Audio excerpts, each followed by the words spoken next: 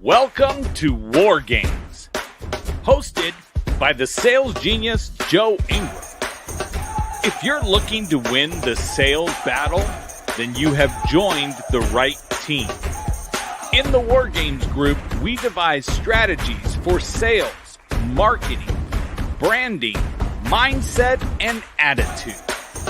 We enlist the assistance from the most successful producers across all industries. We then share their knowledge and techniques with you. Our single goal is to get you ready for your next sales opportunity. When it comes to crossing the minefield of sales, step in the footprints of those that have crossed before you. Now, prepare yourself for boot camp and beyond. It's time for the War Games to begin. Are we playing games? Hello, War Gamers. It's me, Joe, your host. I know you're surprised. I already got several text messages going, did you press live yet? Are you live? We can't find you. We're here, people. We're always here.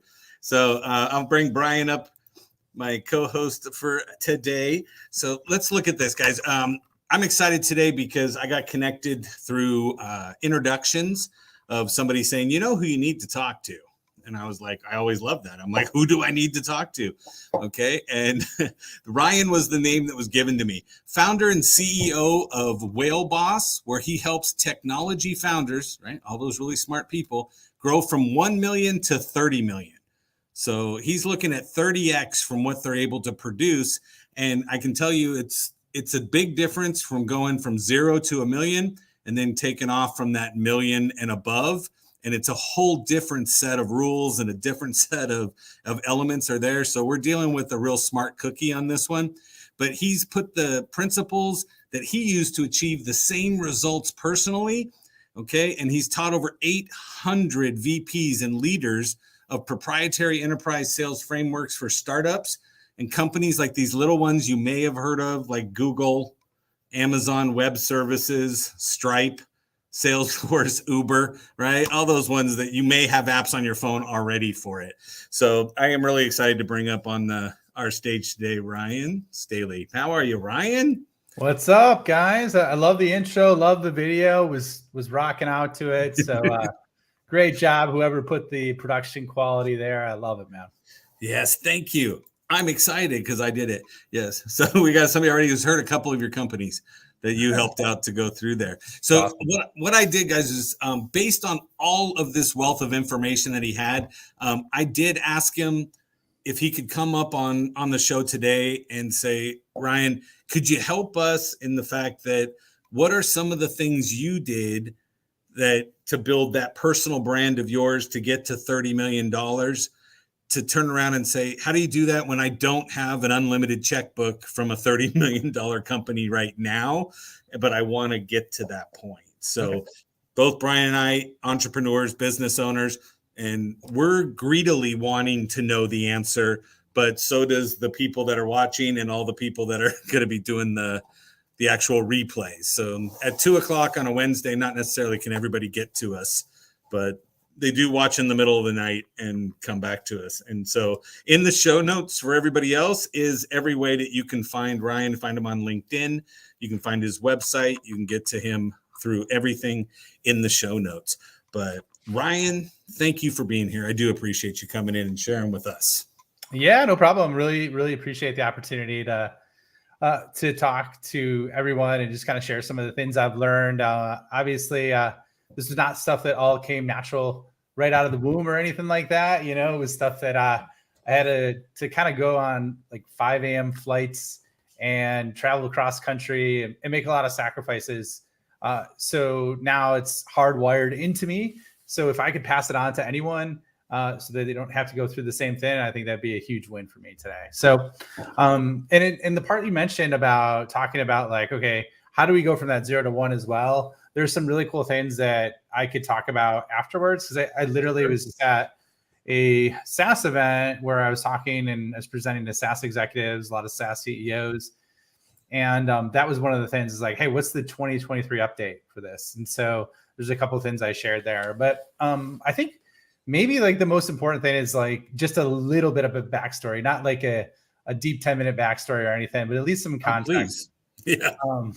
Because one of the most valuable things that happened to me, like, so what happened was like, I basically worked my way up from a sales perspective, starting at my first job out of school was like, essentially like, have you guys seen the movie Boiler Room? Yes. Yes, probably. Love it. Have it give me something in the comments if you've seen Boiler Room as well. Brock wants to get to 1 million though. Brock, okay. We'll chat on that as well. But yeah, Boiler Room. So anyways, started there and had pretty much I worked up the entire sales ladder from like low level rep inside sales to outside sales, mid-market to enterprise to manager to VP partner, and now I got my own company, right? So anyways, one of the coolest things that happened along that way was I was working really hard, kind of hated my life. We were getting really good results for my team. We had really good numbers results, but because I was working so much and I didn't have a balanced life, my team really didn't like working for me anymore, right? Like I was getting pressed hard from the founder. My team was kind of pushing up. So I was kind of like in the middle of a shit sandwich, if you will, right? And so what happened was I ended up getting demoted. And so I got demoted and they're like, hey, Ryan, your team doesn't like working for you anymore. So it was a lesson on leadership for me. However, awesome byproduct of it is they're like, we want you to start the enterprise team. And they even call it the enterprise team. And they said, we want to move up market. How many people have heard that before? Right? And so basically, long story short, grew that from 0 to 30 million in AR in like 5.5 years with 4 salespeople. And these were like the core principles that I'm going to share with you of kind of how we did that you can apply. We weren't backed by VC or anything like that. We were in a red ocean market selling managed services. And so it was one of those situations where like we had to get highly creative and resourceful because we didn't have a ton of resources. Okay. So the first thing that I would say is the most critical, and I actually asked this when I was presenting to 45 different SaaS executives, and they didn't know the answer to this question. The first question I asked was, they did know the answer was, hey, how many people know what the average deal size is of your company, right? And pretty much every single person in the room raised their hand, right? And so the next question I asked that only 1 out of 45 people could answer was, what's the average deal size of your top 20% of your customers, right? Yeah. And the reason why that's critical is I call that, instead of your ideal customer profile, I call it your perfect customer profile, okay? Because if you apply Pareto's principle, on average, 20% of your clients are going to create 80% of your revenue anyways. But the fact that 44 out of 45 people didn't know the answer to that question tells me that they weren't focused on it, right? And just by focusing on that, you could asymmetrically double your deal size every year. That's what we did. And it actually 100x'd our largest deal size over a period of multiple years as well. So, wow. Okay. Yeah. I'm interrupting because that's amazing. Go for it, man. I was laughing because I'm like, Brian's going, ooh. Yeah. But as I'm sitting here going, that makes so much sense, because your ideal client is going to pay more to get everything in. And again, what if every one of your clients was the ideal client? So you can simply backwards engineer it. Exactly. To the point of saying, here is all the things that led to this client coming on board. This is what we did. No, I love it. I think you just doubled my business income. Thank you. Well, that's awesome. Put a pin in, though. At some point, I have to know why Tommy Boy is the artwork behind you. I just want to make sure we talk about this at some point. Yes. Well, and then I'm looking at he's got the little bobbleheads too from The Office. He's got Dwight. I know. It makes me want to ask questions. So putting it up there is genius. Yes. Thank you. It's the funny here. We'll do a quick sidebar on that. So, yes. And then I'll get back to where I was going to elaborate. Long story short, it was in the middle of 2020, the pandemic. That's when I started my own company. And basically I'm like, the walls in my office were blank. And I'm just like, this is just so boring. It just looks like grayish, bluish. I'm like, I got to put something up there. And I'm like, you know what? I'm going to get this picture. I'm going to have it across from me so that when I look at it, it's something that makes me smile. Because I saw it and I was like, oh, that's amazing, right? So how sad, because we're the same way, going, yes, look at that. Yeah. So on the other side of my office, my desk like used to be on the other side. So I was facing this picture, and then I redid the office, moved it around. And I'm like, you know what? I'm just going to leave it there. I'm like, I don't know. People might think it's unprofessional or whatever, but like, I cannot tell you, I've gotten probably 90% of the calls I've had. People have mentioned it, loved it, and like have told me how much it makes them smile. So now I have it all the time in the background so that people could smile every time they see it. So love it. Amazing. I love it. Yeah. I keep looking, going, I'm going to put a Batman one or a Superman one behind me. And I'm like, no, I just can't get myself to do it. And then I have posters that have curse words on them. Should I put that up behind me? Yeah, no, I just behave. I'm usually obnoxious enough. Yeah. So check this out, dude. And I'll get back to it. I literally am looking at a box across my room. I just bought another one of these, not Tommy Boy, but it's got Morpheus with the red, blue, and the red pill and the blue pill, right? And Darth Vader would be good if you had Darth Vader. That's in the comments, right? Love that. Yes. But did that. That's my brother over there going, of course you'll do Darth Vader because everything's Darth Vader for me. Yeah. Yeah. So anyways, so going back to what I was talking about, really the core elements of it and why it works so well is not just what I would say is it's not just the deal size, but it's the speed, right? Because and I'll give you a real world example. So I'm not talking in abstracts here, but essentially what happened was they're like, okay, Ryan, we want you to move up market.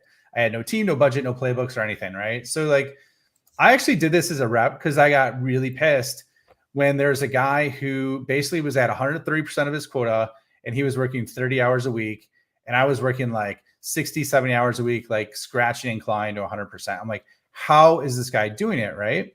And so I looked at all the types of deals he was getting specifically, and then started to incorporate that in all the targeting that I was doing.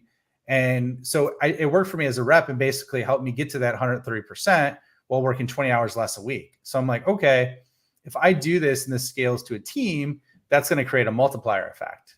And so the real interesting thing is when I looked at the data, we had a horizontal solution so we could sell it to anybody. And this is awesome if you have a horizontal solution. How many people in the chat have a horizontal solution? Just pop it in there so I know. And if you're not live, it's cool too. But but basically it's the solution can be sold to any industry, right? And what I found was that there's 3 industries that a couple that we thought were our best industries. Okay. And however, when I looked at the deals, there was one industry where we got a deal that was $100,000 a month, right? It was an outlier, and the deal closed in 9 months, and that wasn't even our main vertical. We had other verticals. That was actually retail. We had 2 other verticals. One was legal, which was our top vertical, and so instead of closing in 9 months at 100K, it was a 25K average deal, and it closed in 12 or 13 months. Same thing with another vertical. So I'm like, why aren't we just laser focused on this one vertical and we'll crush it? And it was just because our solution, with the pricing levers, the pricing triggers that we had, it worked really well with it was constructed, and we had an unknown competitive advantage over that other vertical versus our competitors. And so once we started attacking that, we started to get a lot more of those bigger deals that ramped everything up. And then it started to create a snowball effect that just doubled up year over year. So fantastic. Now the wheels are turning. I love that. Yeah. So and I'll hit on one other part about it, and then I'll kind of move on to the next concept. But essentially the core elements you want to look at are verticals, ownership structures, right? Are they privately owned, publicly traded, venture backed, private equity backed? Because they operate in totally different ways, depending on the ownership structure. I would look at it. Revenue is always critical too. But what I would say is look at that pricing trigger. I have a couple clients that number of developers is they're looking, it's funny because they'll look at okay, well, the company's got to be from this revenue range to this revenue range. And I'm like, well, is that your pricing trigger? And they're like, no. I'm like, well, what is? And they're like, well, number of developers. And okay, well, shouldn't we be targeting on the number of developers versus the revenue number, right? Because you could have a $10 million company that has 50 developers versus a $100 million company that has 20. So who would you rather work with, right? So those are examples of little things. And then also looking at essentially like the psychographics and other areas as well. So any follow-up questions on that, guys, or should I just bounce to the next piece?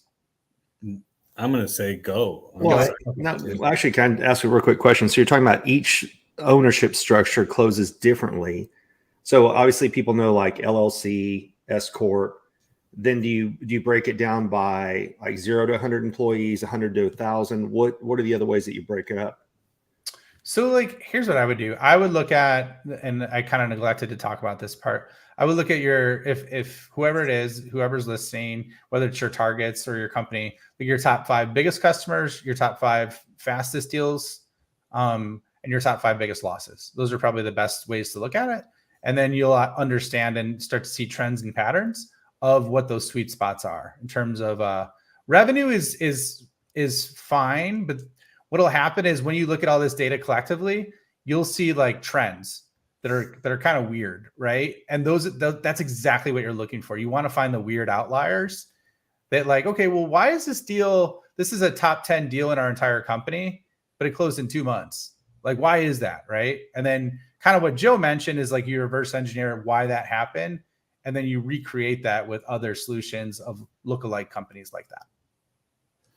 No, that's great. And what you also said too is that everybody is different, because I know from the standpoint with me, if it's a actual private ownership where it's owner on site doing whatever, it's much easier to close and get that funded and go through. Where if I'm dealing with corporate, I think the average number now is that it takes 8 people. Anytime you're in a company of 100 or more, it takes 8 people to actually decide for, yes, you can be the software as a service, or you can be whatever it is you're actually putting into that. So much easier, but yeah, there's like a complexity multiplier the bigger the company is. And Brian, to circle back, I mean, essentially like what you want to do is really, I would say like, you don't have to get to like S Corp level or LLC. It's more like publicly traded, private equity backed, private, or like venture capital backed. Because like venture capital wants to like grow as fast as possible and hit breakneck numbers. PE wants to grow at least usually 15 to 20% a year, maybe 10 to 20% a year, but they want to do more with less.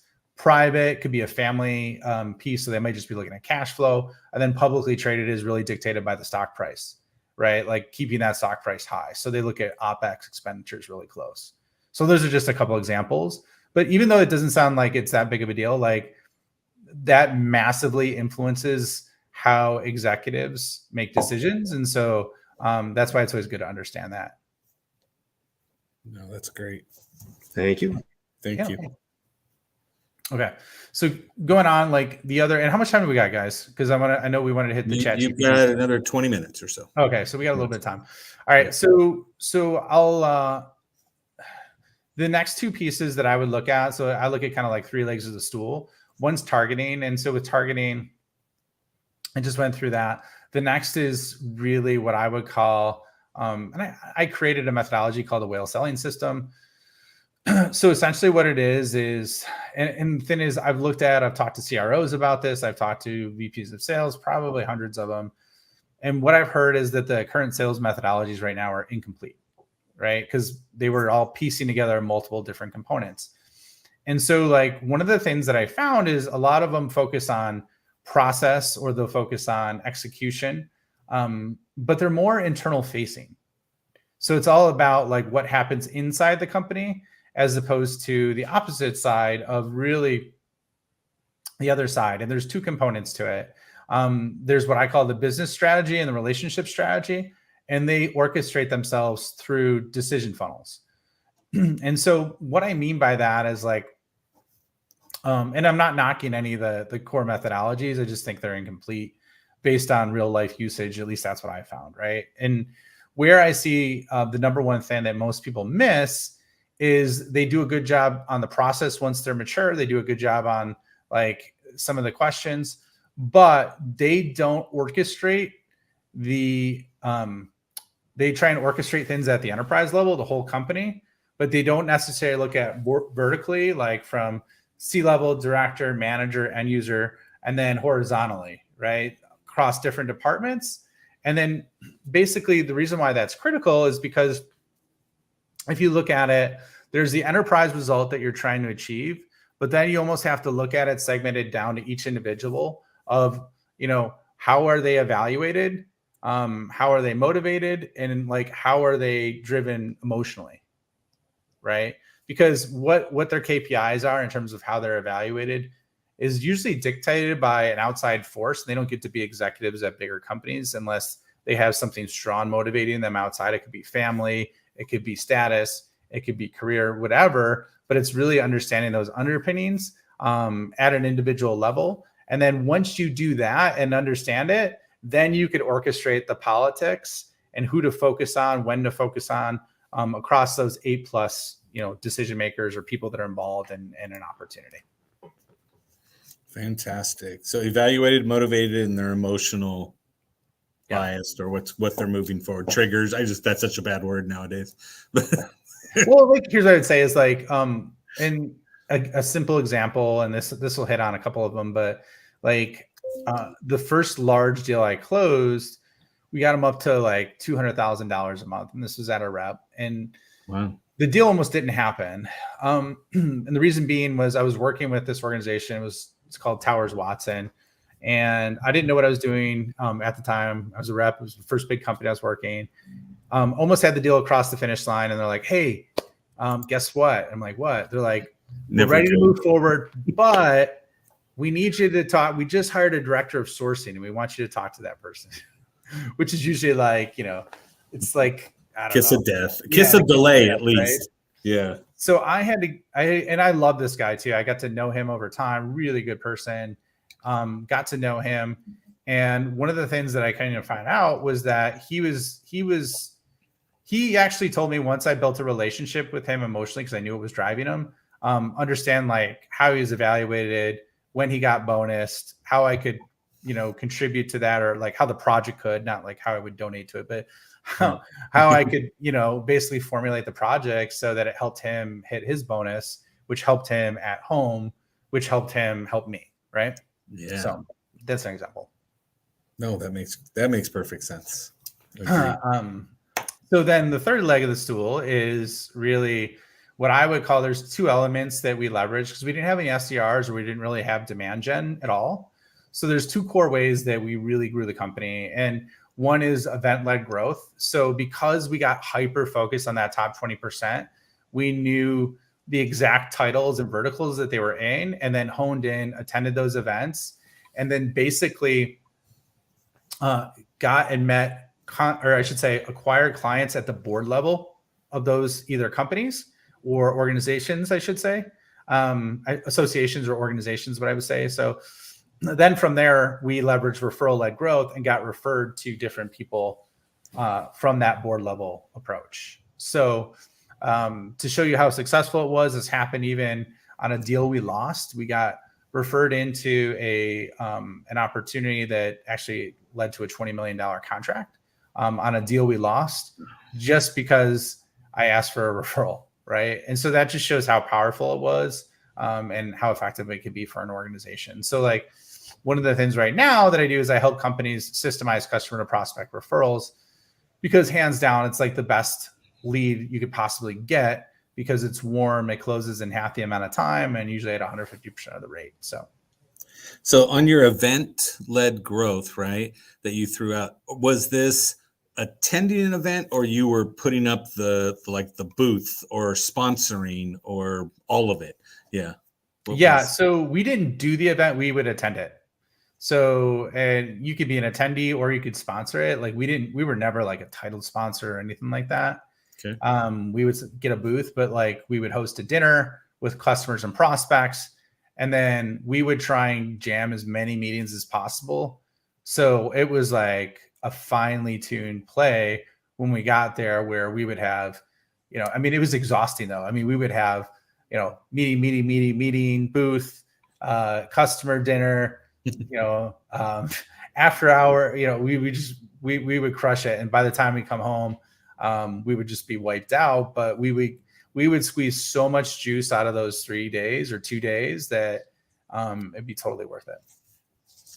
Love it. Okay. So Brian, we have to squeeze on the next event everything possible. I'm inspired so far, Ryan. I know. And cool. Brock does have a question at the end. Okay, cool. Well, I mean, he can pop it now if he wants, or unless you want to wait till the end. Brock, throw it in there. No, yeah, throw it in there, man. He's just shy. Yeah. Don't be shy. hit us while we're on it. Go ahead, okay. Brock. We're flowing. Yeah. But so yeah, if you want to pop it in, or if anybody does, so I can keep going while we're waiting for Brock's question, if you will. So that's what I would say are the core 3 elements. Really, it's the targeting. It's really honing into the emotional strategy and orchestrating that at an individual level, enterprise level, and then political level. And then the other is like the event-led growth and the referral-led growth, which are 2 areas that are really strong to focus on. So that's what I would say on the 0 to 30 million. Now there's like obviously tons of other things embedded within there that we could talk, but I know there's only so much time today to go through that. And so I know we wanted to save some time for the ChatGPT stuff. Do you want to start getting into that now? Yeah, I would. Here's one question for you, just more, me, because it's my show. I get to ask all the questions.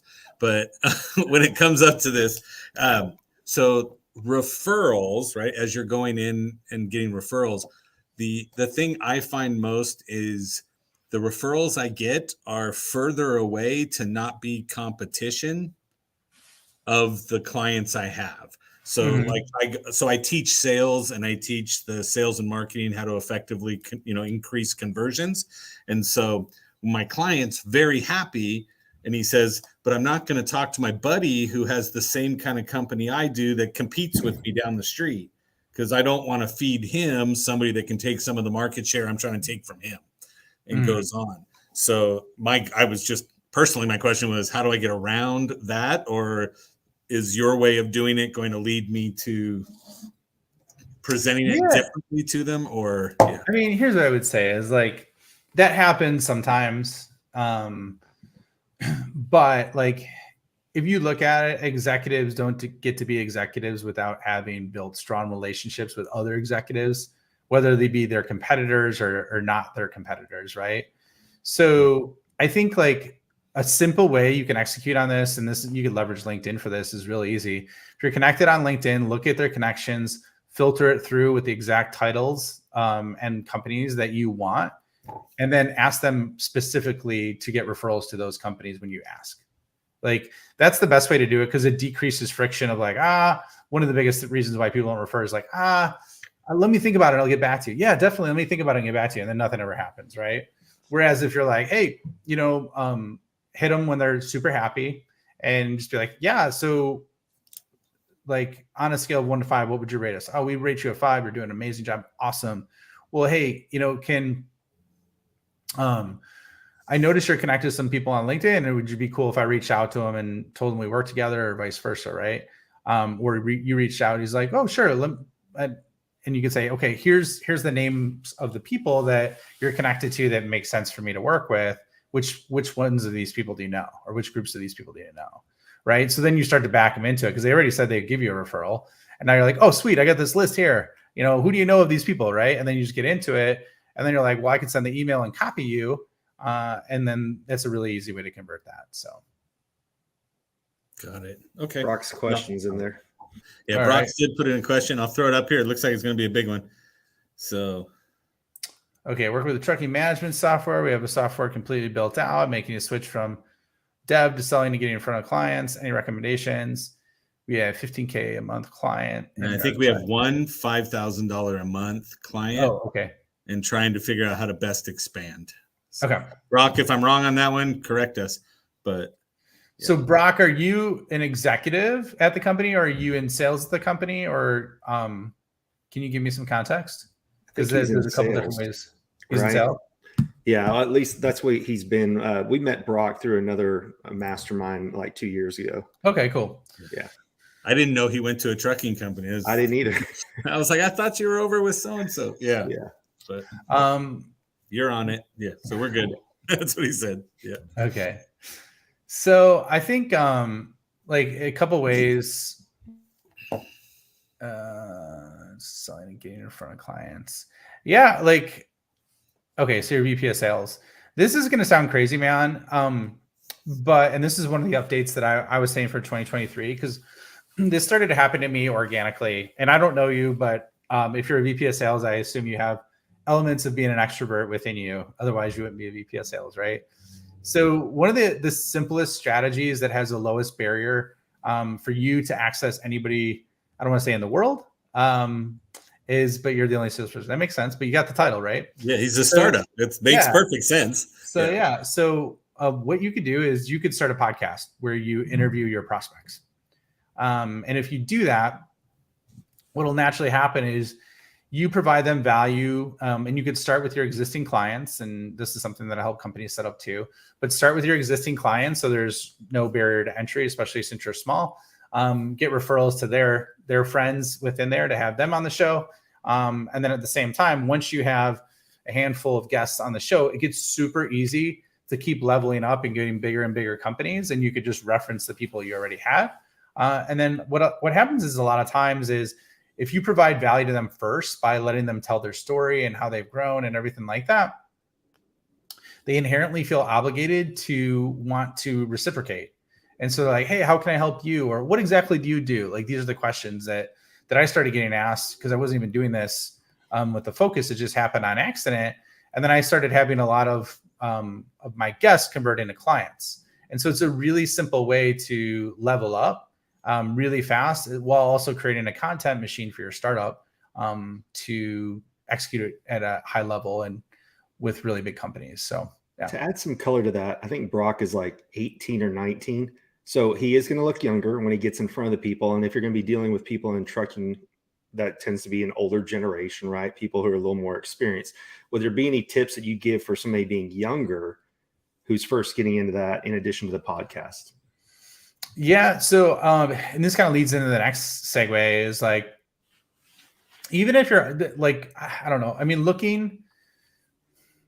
I don't know. I don't know if I would concentrate on it. The one thing I would concentrate if I was younger right now, that usually takes 10, 15, 20 years, is you could hop on ChatGPT and basically, so for like for example, let's use Brock. Brock's in a trucking management software industry, and let's just say he's selling to a CTO or whatever. I'm just going to make this up, or a CIO, whatever executive you're selling to. Ask ChatGPT, just say, hey, act like you're a 20-year-old sales VP veteran that's grown 3 companies from 0 to 100 million. You can just put that prompt in there. What are the top 5 KPIs and then insert the C-level you're trying to sell to, gets evaluated on and is focused on, right? And so you could basically hop into that and ask that. And what it'll do is it'll build out, like, remember I was asking those questions, how are they evaluated? How are they compensated? You could ask ChatGPT that. And like I basically did this, and I could, if you guys want to share it, it's in the link to my profile for LinkedIn, but basically it's a whole cheat sheet with every executive, how they're evaluated, what their challenges are in a down market, all that. I would read it and understand that, because if you do that, you will be ahead of probably 95% of everybody else that's selling to those people, because you know how they're evaluated, motivated, and compensated. And then you could start integrating that into the messaging, and you'll see what I'm talking about in that area. So that would help you out massively, even if you are younger, because the biggest challenge with younger people in selling to executives is not how they look, it's how they communicate with them. And if you're talking like a 21-year-old that doesn't truly understand their business, that's going to piss them off, right? But if you're talking to them like a peer and you understand where they're coming from and what's important to them, it's going to blow their mind. So thanks, Brock. No problem, man. Glad it was helpful for you. So you guys want to keep flowing through the chat GPT stuff a little bit since we're on it? Yeah. Okay. So, it's interesting. So I'm having an event on this tomorrow where I'm presenting on LinkedIn, and anybody who wants to jump on can share it. It's at 4:30. But basically, like, you just look in my link in my profile, it's in there as well. But I'm sharing a lot of this stuff on ChatGPT. And the reason why is because I'm really, really passionate about AI being a just like a, I don't know, it's a force multiplier. It's going to be the single biggest change to human civilization, in my opinion, and from what I've heard, versus anything else that's happened. And the reason why is it's going to change so many different departments, industries, functions of work, and how we operate faster than anything has ever done before. So in my mind, that's something that I want to be running towards versus running away from, and really understand it and master it. And so I've been working on it and utilizing it and trying to find use cases. And there's been times where I've essentially done 8 hours of work in 20 minutes, right? And so if I think it's that powerful now and it's only going to get better, this is something that I think the revenue community really needs to truly understand, so they don't get blindsided because they're too busy doing their job, right? And so if you look at ChatGPT, I would say there's like and this isn't the whole model of it, but I would say there's a master prompt method that I've created with that. And I'll just give you a really like kind of 3-step process where you could execute on it to help you with a lot of different things. And so step 1 is give it really context. Okay. So if you're on ChatGPT, give it context. Okay. That means like act like you're Steve Jobs, right?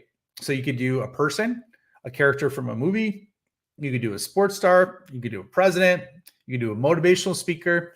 Or if you don't know like the exact person you want to model, I would do it generically speaking, like I did earlier today. Act like someone who's got 20 years experience and has achieved this result, right? So that gives it some context so you don't just get a shitty answer, right? Because it gives it like context in terms of like, okay, where's the knowledge base I want to pull this from, right? So that's step 1. So that's like the context aspect to it. Step 2 is the framework, okay? And so there's tons of different frameworks out there. There's Medic, there's Challenger Sale. Mine's probably not going to be in there because I don't publish it out in the open and stuff like that. But there's a lot of different selling methodologies. There's snap selling, spin selling, whatever, right? It doesn't have to be a sales methodology, but those are just examples. And so what I would do is if you're looking to compound it, you could say, okay, act like a 20-year sales VP or VP with 20-year sales experience that's achieved this result, and basically use the framework of, let's just say, Medic, and identify a sales process, right? And then the third part is like almost like the length, right? And 6 bullet points and 5 bullet points and 200 words or whatever, right? So think of it as context, framework, and then kind of like structure is what I would say. Not length, but structure. If you compound those 3 areas together, that'll give you an awesome master prompt to do or understand a lot of what you need to do by leveraging that tool. And that could be for creating content. That could be for creating a follow-up to a prospect. That could be for understanding how your prospects are compensated and motivated. It could be understanding an industry vertical. I mean, there's so many different use cases to it, but that's where I would start. So is that helpful, guys? Oh, you're on mute. Joe, he's talking to you. You're muted. Joe, you're muted, man. I muted myself. Wow, that's sad. Yes. No, that was just to save you, Ryan, from having to listen to me again. But no, I was going to say, this is literally fantastic because I do the same thing where I sit back and go, okay, guys, how do I get myself moving through ChatGPT the right way, right? Or ChatGPT. So when I look at that, I always come back and go, so write it. You are writing as you are a veteran of this industry, or you are this. But a lot of times too, when I go that route, I'll also say, advise me as if you're the newest leader in this industry, because I think that'll free it up to not go to too old school stuff. So like a lot of my stuff is automotive. And so when I will punch in automotive retail stuff, all of a sudden I get all this old stuff that we make fun of in the movies, right? That people are there. And I'm like, oh, no, you're an innovator in this industry. And this is what you see, right? Kind of stuff. But, or like be a life coach, I cheat on books now. So I grab the thing and I say, write me a summary and an implementation plan based on the book of this. And Love that. I'll say Relentless, right? Give me a 4-week plan for implementing Relentless with a summary of each point and a date starting on this date, and give it out. And then I have that whole little game plan that I can go and tackle on certain things. But yeah, that's awesome. Like, what's up, Debbie? We see you in the chat. So hi, Debbie. Thanks for the shout out. I love that. Like, you know what I did? Like, and this is more kind of a joke, right? But I'm like, all right, act like I'm. This is pretty funny. So I go, act like I'm a sales team that just missed their number act like my sales team just missed their number for the quarter, and I need to give them an inspirational speech so that they push hard to make it happen. But do it in the voice of Tom Brady, right? So I had Tom Brady do it. I go, do it in the voice of Donald Trump. Nice. And then I go, do it in the voice of Tony Robbins, right? So the funny thing was, like, I did all 3 of those, right? It was like, I don't know, it took 10 minutes. But it was hilarious because it was like, you know, he's like, in the Donald Trump one, he's like, let's make sales great again. Like, that was at the end of it, right? You know, and then Tony Robbins send that out in an email with an image at top of it, so they have to read it in their voice. Yeah. Oh, I mean, and then like Tom Brady's like, all right, this is just like when we're on the football field and we're down, like we got to come together as a team. And, you know, so that was pretty entertaining when he did that. Oh, I love that. Hey, Joe, in the private chat, I put a link to his event tomorrow at 4:30. Oh, thanks, yes. I put it in. It's over here, right here. So I will add that into the show notes on, cool. and I'm going to share it out. I also have LinkedIn up, but I am filling out my AI for revenue wait list. Okay. Is oh, there. Nice. Love it. So cool, man. Yeah. So thanks, Facebook user. It doesn't say who you are, but I appreciate that's you. David Morrell out of Canada. And so he's okay. Well, I appreciate phenomenal. It doesn't say A at the end. How do you know that's him? Yeah. Goat. It doesn't say Gates. It says Goat, man. I give you a little love. That'd be funny if he's just like, Ryan is the Gate. I'm like, I don't even know what that means. What that means, yes. And you're like, Sounds no, provocative, if though. he's a keeper, then you'd be the gatekeepers. Yes. You got it. Thank you. Love that. So Perfect. I think, you know, if we're talking like ChatGPT on that stuff, like that's like the core fundamental element. Like the other thing that I've seen is, like if we're looking at it from a revenue perspective, there's obviously sales and there's marketing. I was hitting on mostly the sales component. So marketing, there's some really interesting use cases as well and most people think about it for creating content. Now, the funny thing is, I basically purchased Jasper, not the company as a whole, because I'd be freaking rich. That was pretty baller right there. You just threw that out there. Yeah, just not qualified it. Threw a Billy down for for Jasper. But no, anyways, as an end user, right? I purchased it and I've been using, and I don't use it a lot. I don't have it like manufacture my content, but like I'm like, all right, I'm gonna try ChatGPT versus Jasper and see what's better. And I noticed myself keep going towards ChatGPT versus Jasper, which is interesting because it's supposed to be the better version of it. However, I think it's because and I'll give this to anybody who's listening. This is like a little secret. I wasn't gonna talk about it till tomorrow, but we're having fun and everything. So there's a really, really interesting. I'm just gonna end the broadcast right now, so just Brian and I hear it. Yeah, it's just like it's just like, and here's what it is. The biggest secret is click. Yes. The meaning of life is, you know what I mean? It's like one of those. Right? 42.